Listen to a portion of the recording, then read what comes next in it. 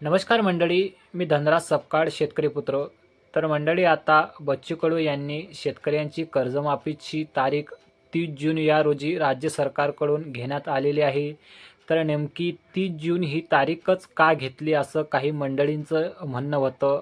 बच्चू कडू यावर काही येथे आरोपसुद्धा लादण्यात आले होते, की आपण काही चॉकलेट खाल्ले का, काही मांडणी केली का, असे आरोप बच्चू कडू यांच्यावर केले होते.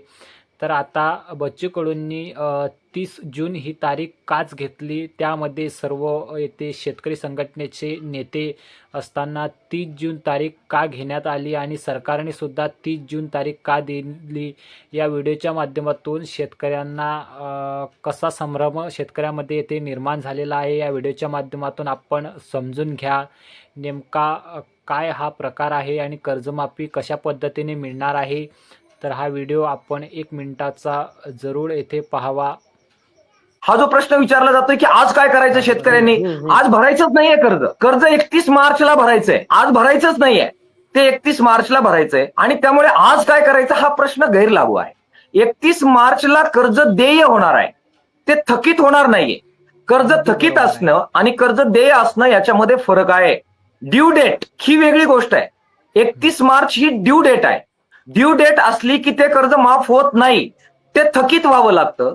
पीक कर्ज थकीत होतं 30 जूनला, देय होती तारीख 31 मार्च. मग शेतकऱ्यांनी जावं, आपला शेतीमाल विकावा, पैसे काढावेत, यासाठी पुढचे महिने दिलेले आहेत.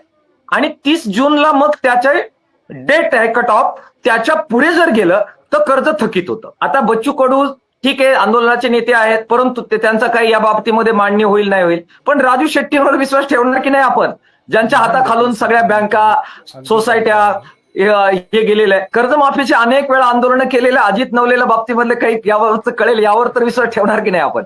त्यामुळे तारीख ठरवताना हे अतिवृष्टीग्रस्त शेतकऱ्यांना नियमित कर्जदार म्हणून ट्रीट करता कामा नये, त्यांना थकीत कर्जदार म्हणून ट्रीट करता यावं, यासाठी आपल्याला एक्सटेंडेड डेट हवी होती. आणि म्हणून आपण 8 महिने हे सरकारच्या लाभासाठी नव्हे, तर शेतकरी थकीत दिसावेत, त्या टर्म मध्ये बसावे, यासाठी मुदतवाढ घेतलेली आहे. ही बाब थोडीशी आपल्या माध्यमातून शेतकऱ्यांनी समजून घेण्याची गरज आहे.